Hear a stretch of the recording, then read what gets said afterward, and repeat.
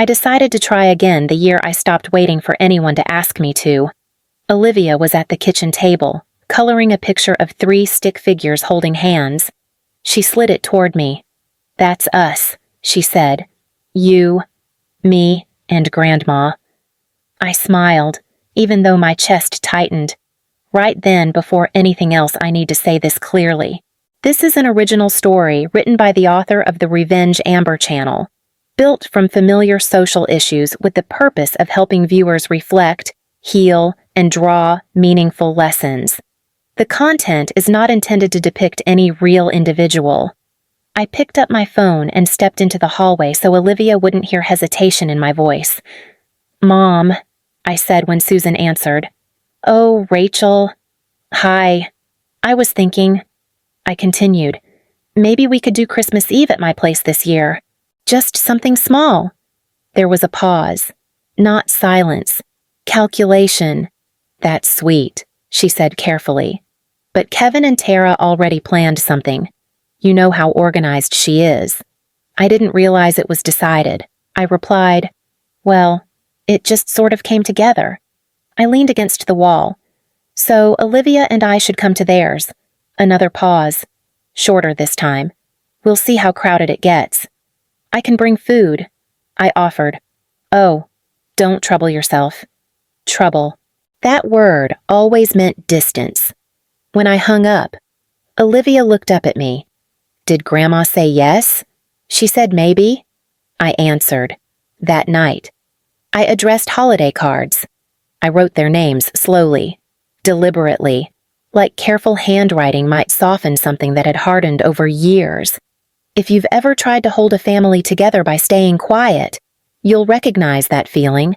And if this story feels familiar already, stay with me. Sometimes the smallest moments explain everything that comes after. I placed the finished cards by the door. Tomorrow, I told myself. I'd mail them. This was the year I tried again before I understood what trying had been costing me all along. The email arrived the next afternoon while I was folding laundry. The subject line read, "Christmas Eve Community Dinner Schedule." It was from the church coordinator, the same woman who used to text me every year asking if I could help manage seating. I opened it without thinking. The message was long, too organized. Names listed under headings: hosting, food assignments, arrival times. I scanned once, then again, slower. Kevin and Tara were listed as hosts. My parents were listed under family support. Cousins I barely spoke to had time slots. Even neighbors I didn't recognize had roles. My name wasn't there. Neither was Olivia's.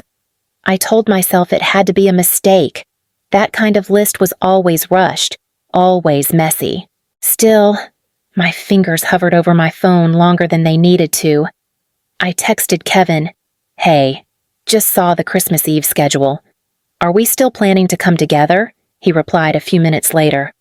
"Oh, I thought you were doing your own thing this year." I stared at the message. I never said that. I typed. The dots appeared, disappeared. Then came his answer. Must have misunderstood. Things just kind of fell into place. I set the phone down and reread the email. The word family appeared 3 times. Each time, it seemed to mean everyone but us. That evening, Susan called. "I heard you reached out to Kevin," she said, her tone light. I wanted to make sure Olivia wasn't forgotten. I replied, "Oh, no one forgot her," she said quickly. "It's just, space is tight this year. She's 8, I said. "I know, sweetheart. That's why we didn't want her to feel uncomfortable. Uncomfortable where—" I didn't ask. "I can adjust," I offered. "We can come later. Or help clean up. You're always so flexible," she said, like it was a compliment.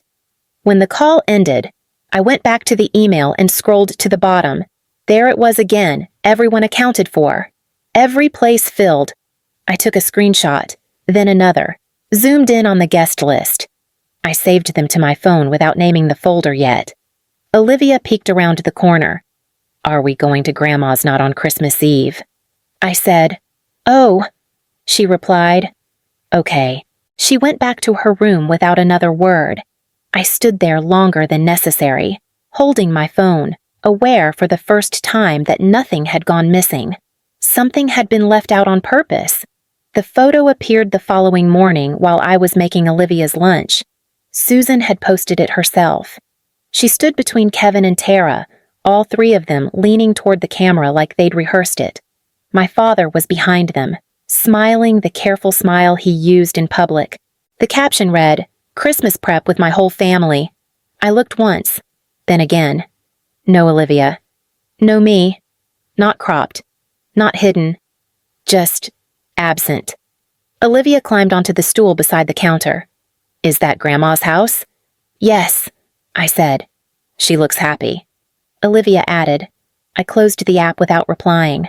Later that afternoon, Monica called.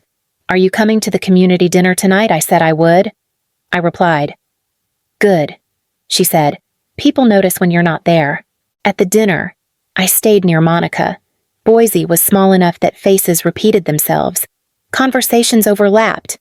When Susan walked in, people greeted her warmly. "There's my girl," Susan said, looping her arm through Tara's. Tara laughed. "You're exaggerating." "I'm not," Susan insisted. "She keeps everything running." I stood still. Monica's hand tightened around her glass. Susan's eyes passed over me, paused, then moved on. She didn't wave.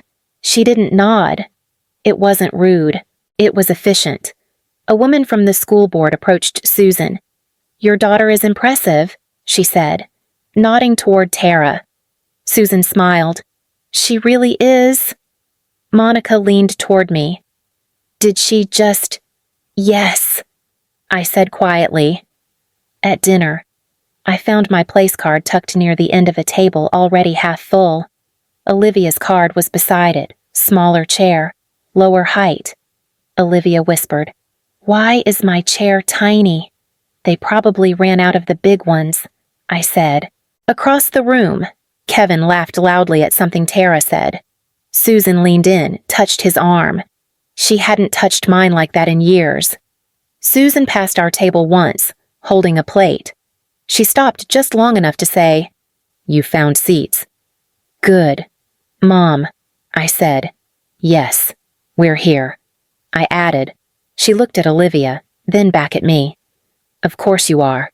Then she walked away. On the drive home, Olivia stared out the window. "Grandma didn't see me," she said. "She was busy." I replied. That night, after Olivia went to bed, I opened my phone again. The photo had more comments now. Hearts, smiles, compliments about family. I saved it. Labeled the folder Notes. For the first time, I understood that what was happening wasn't accidental or emotional or even cruel in the obvious way. It was organized, and it was happening right in front of everyone. I realized where we stood when the volunteer handed me our place cards. She smiled the way people do when they think they're being helpful. "You and Olivia are right over here." She pointed to a round table near the back. The chairs were smaller, plastic, paper snowflakes taped to the edges. I looked down at the cards. My name was written in careful block letters. Olivia's was printed in marker, with a tiny star beside it. "This is the children's table," I said quietly. The volunteer hesitated. "Oh, well, it's flexible seating, flexible for who I asked." She flushed. "I'll check if there's space elsewhere." "That won't be necessary," I said. Olivia climbed onto the chair before I could stop her. Her feet didn't reach the floor. "Mom," she whispered, leaning close. "Did they forget you're grown?" A few heads turned. I felt their attention slide away just as quickly. "They didn't forget," I said. "They just assumed what she asked. That we wouldn't mind." Across the room, Susan was laughing with a group of women. She caught my eye briefly, lifted her glass in a small salute, then turned back to her conversation. Kevin passed our table on his way to the buffet. "You good?" he asked. "We're seated," I replied. "Great," he said, already moving on. Monica stopped by, her expression tight. "Do you want me to say something?" "No," I said. "You shouldn't have to." "I know." I cut in gently. "But not tonight." Dinner was loud. The children at our table talked over each other. Olivia stayed quiet, tracing the edge of her napkin. Susan approached near dessert. "You handled that well," she said, nodding at the table. "Handled what I asked. Being adaptable," she replied. "You always are." Adaptable to what she smiled. To family dynamics. I held her gaze. We're part of the family. She blinked once. Of course. She didn't stay. When we got home, Olivia went straight to her room. I heard her drawer open and close. When she came back, she was holding the family photo from last year. She studied it. "I like this one better," she said. After she fell asleep, I opened my laptop. I created a folder and named it Notes. Inside, I saved the seating chart, the photo, the email schedule. I didn't feel angry. I felt precise. I labeled the first file with today's date and shut the computer. At the kids' table, I had learned exactly how small they thought I was, and how quietly they expected me to stay there. Olivia asked about the gift 3 nights later, while I was packing her lunch. "Do you think Grandma will send something this year?" she said. Not looking at me. I kept my hands busy. "She might. She didn't last year," Olivia added. "Or the year before that." I closed the lunchbox too quickly. "Sometimes people send things late." She nodded, accepting the answer the way children do when they know it isn't quite true but don't want to press. That acceptance stayed with me longer than it should have. At school pickup the next afternoon, her teacher, Mrs. Halverson, pulled me aside. She spoke gently, like she always did when something mattered. Olivia finished her family tree project. She said, "It's beautiful." "Thank you," I replied. "There's just one thing I wanted to mention." She continued. When I asked if she wanted to add her grandparents, she said she didn't think they wanted to be included. I felt the words land and stay. I told her families look different for everyone. Mrs. Halverson said, "But I wanted you to know." On the drive home, Olivia held the paper on her lap. I waited for her to speak. "They don't really come around," she said finally. "So I didn't want to draw them wrong." "You didn't draw anything wrong," I said. She looked at me. "Then why does it feel wrong?" That night, Susan called. I heard Olivia had a school project. She said, "She did."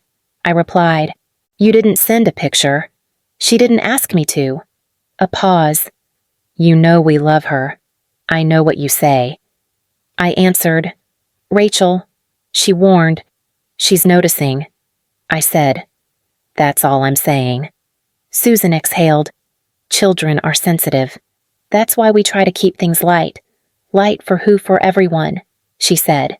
"You're reading too much into this." I ended the call without agreeing. The next weekend, we ran into Tara at the grocery store. Olivia waved. "Hi, Aunt Tara." Tara smiled briefly. "Hi, sweetheart."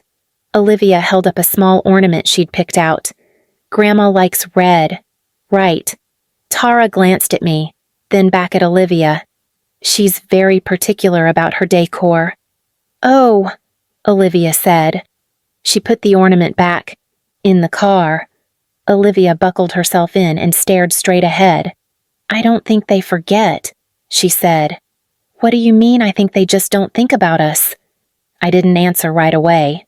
When I did, my voice was steadier than I felt. "That's not something you need to figure out." "But you are," she said. That night, after she fell asleep, I opened the folder on my laptop. I added a photo of the family tree. I saved the grocery receipt, not because it mattered, but because I needed to anchor the day to something tangible. Monica texted, "Are you okay?" I typed and erased 3 replies. Then I wrote, "She knows." A moment passed. "Then, that changes everything." Monica replied, "It did." I had spent years telling myself that silence kept things peaceful, that flexibility was strength, that adapting was love. Watching Olivia learn to make herself smaller taught me something I could no longer ignore.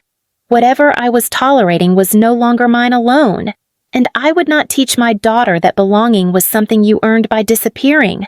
I brought the cookies on a Sunday afternoon because it felt neutral, not an invitation, not a confrontation, just something I'd done every year without thinking. Olivia waited in the car, her hands folded in her lap. "I'll be quick," I told her. I used my old key out of habit. It didn't turn.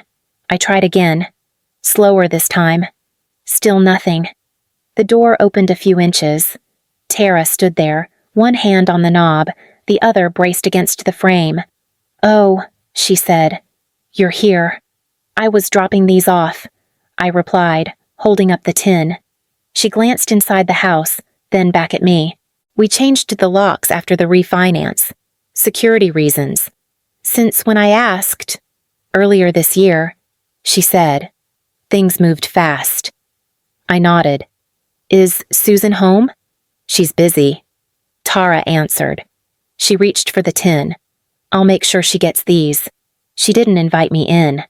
When I turned back to the car, Olivia was already watching. "Why didn't we go inside?" she asked. "They're in the middle of something," I said. That night, Monica came over with her laptop. "I pulled the records," she said, sliding the screen toward me. The house was retitled 6 months ago. To who I asked. "Kevin and Tara," she replied. "Sole ownership." I stared at the address. The place where I learned to ride a bike. The hallway where my height had been penciled into the wall. The kitchen table where Susan used to correct my homework. "What's it worth?" I asked. "About $468,000, Monica said. "Give or take." "They didn't tell me." I said. "They didn't have to," she replied. "Not if they didn't want you involved." The next day, I went back alone. Susan answered this time. She opened the door fully, then stopped when she saw me. "We're reorganizing," she said. "Now isn't a good time. I noticed the locks." I replied. She waved it off. Kevin insisted. "I'm not on the deed anymore," I said. Her smile tightened. "You've always been independent." That wasn't an answer. Susan folded her arms. "We assumed you didn't need to be included." "In what I asked." "In decisions," she said. "You do your own thing." I showed up. I said. That counted once. She looked past me, down the hall. "You're making this bigger than it needs to be." I stepped back. "No, I'm just seeing it clearly." She didn't stop me when I left, in the car. I sat for a moment before turning the key. The house looked the same from the street. White siding, trimmed hedges, a place that still knew my name, even if the people inside had decided it didn't belong to them anymore. I drove home without stopping anywhere else. That door hadn't been locked to keep strangers out. It had been locked to keep me from thinking I still had a way back in. The letter came on a Wednesday, mixed in with grocery flyers and a coupon I hadn't asked for. I almost threw it out. The envelope looked generic, plain, the kind of mail you assume isn't meant for you. I opened it at the counter while Olivia was doing homework. I read the first line twice. Outstanding balance. I sat down. The amount was written in careful type, $48,700. Past due. Account flagged. The business name made my throat tighten. Kevin's Gym. The one he'd opened 3 years earlier. The one he'd sworn was temporary, just until things stabilized. I stepped into the bedroom and called Monica. "This can't be right," I said. "Read the fine print," she replied. My name was listed as a secondary guarantor. I signed something once. I said slowly. "A small loan. Emergency paperwork. That's how they do it," she said. "They reuse what they can." That afternoon, I sat across from Daniel Price for the first time. He was calm in a way that didn't feel performative. He read without interrupting. "They defaulted," he said, "and they never removed you." "I didn't know," I replied. They assumed you wouldn't push back. I folded my hands. Is it legal? He paused. It's questionable, but it relies on one thing. What's your silence? He said. When I got home, Susan was already calling. I heard you got a notice. She said, yes. I replied, you don't need to panic. She continued, Kevin is handling it. It's in my name. I said, only on paper. She answered, paper counts. I said. She sighed. Rachel, families share burdens. Families tell each other when they do. I replied. Later that night, Kevin texted, we'll fix it. Don't make this a big thing. I stared at the message. You should have told me. I typed. The dots appeared. Disappeared. You always overreact. He wrote back. I didn't respond. Daniel called the next morning. We should draw a line. He said. Formally. I nodded, even though he couldn't see me. That evening, I canceled the shared streaming account I'd been paying into for years without noticing. I sent one message to the family group chat. This is my last invisible contribution. No one replied. Susan called an hour later. If you stop escalating this, she said, we can handle it quietly. I'm not escalating. I replied, you're making things uncomfortable. I'm making them accurate. She lowered her voice. Think about Olivia. I am. I said. That's why this stops now. I sent Daniel's letter the next day. Cease and desist. No more financial use. No more assumptions. All communication through counsel. When the confirmation came through, I didn't feel relief. I felt something firmer. A line I hadn't known how to draw until now. That night, Olivia sat beside me on the couch. Are we in trouble? She asked. No, I said. Because you look different. I am. I replied. She leaned against my shoulder. I like it. I closed my eyes and let the quiet settle. Not the quiet of avoidance. The quiet of something finally ending. Silence had kept me inside the story they wrote. Speaking had cost me access. But staying silent had cost me far more. Susan called 3 days after Daniel sent the letter. She didn't open with anger. She never did. Rachel, she said, as if we'd spoken that morning. This has gone far enough. I disagree. I replied. She paused, letting the silence work. You've made your point. I didn't make a point.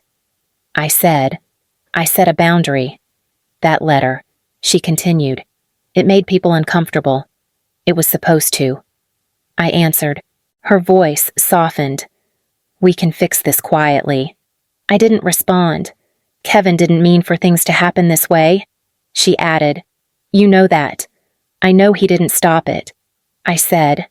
Another pause. Longer this time. If you stop posting, she said carefully. If you stop involving lawyers, we can move forward as a family. I leaned back against the counter. What does moving forward look like? Less tension, she replied. More grace. Grace for who? For everyone, she said quickly. Especially Olivia. I closed my eyes. Don't do that. Do what she asked. Use my daughter as leverage, I said. That only works if I still want permission. Her breath caught. You're choosing conflict. I'm choosing clarity. She exhaled sharply. You've always made things harder than they need to be. I learned that here. I said. When the call ended, I stood there until my phone went dark. That evening, I canceled the last shared account tied to my name. It wasn't about the money. It was about the habit of being useful without being seen. I sent one final message to the family group chat. This is my last invisible contribution. No explanation, no apology. The typing dots appeared under Kevin's name, then vanished. Tara left the group an hour later. No one said goodbye. The next morning, Daniel forwarded a confirmation email. The cease and desist had been received. Acknowledged, filed. You did the right thing. He wrote. I printed it and placed it in the folder with everything else. Olivia watched me from the table. "Are we still going to Grandma's for Christmas?" "No," I said. She nodded. "Okay. That's it," I asked. She shrugged. "I don't like places where people pretend I'm not there." I swallowed and reached for her hand. Neither do I. That night, an email from Tara appeared in my inbox. "We should talk. Just us." I didn't open it. I deleted it without reading the rest. I wasn't angry. I wasn't relieved. I felt settled in a way I hadn't before. Later, as I turned off the lights, my phone buzzed with a text from Susan.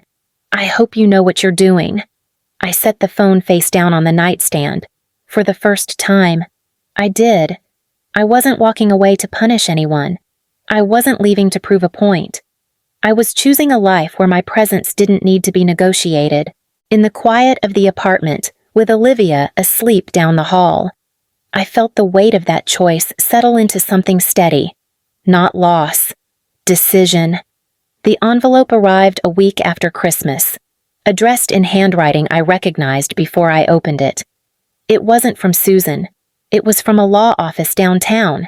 Inside was a single-page letter and a folded note written in my father's careful script. Frank had never been good at speaking when things mattered. He was better with paper. The letter explained the basics. A handwritten codicil, limited, legal.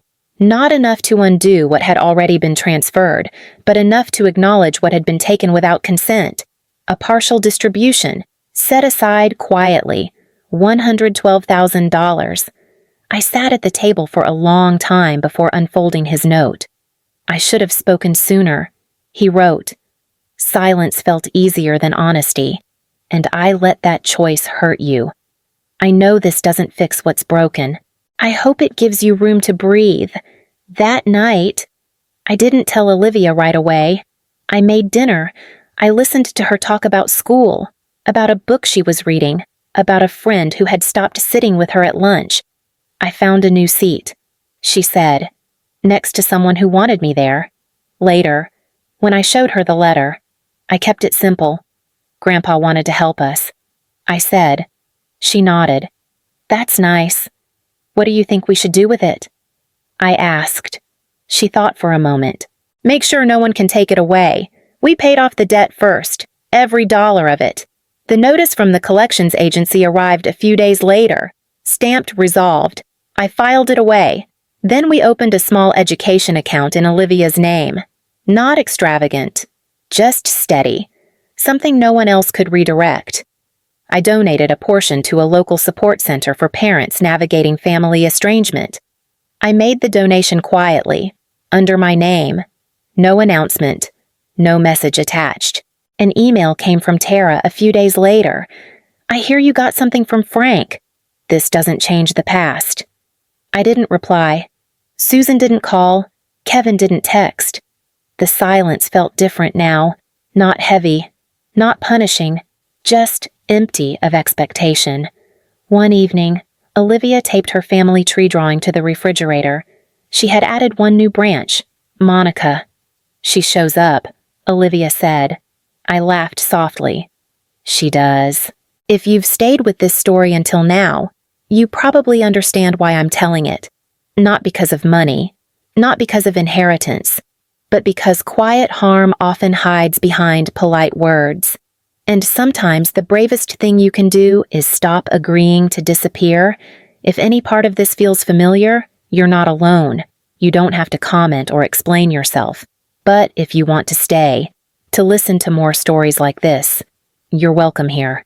That night, Olivia and I sat on the couch with hot chocolate balanced between us. "I like our house," she said. "No one pretends." I turned off the lights later than usual. The apartment was quiet, but not hollow. It held what we needed. What remained wasn't anger or victory. It was space. And in that space, we were finally visible.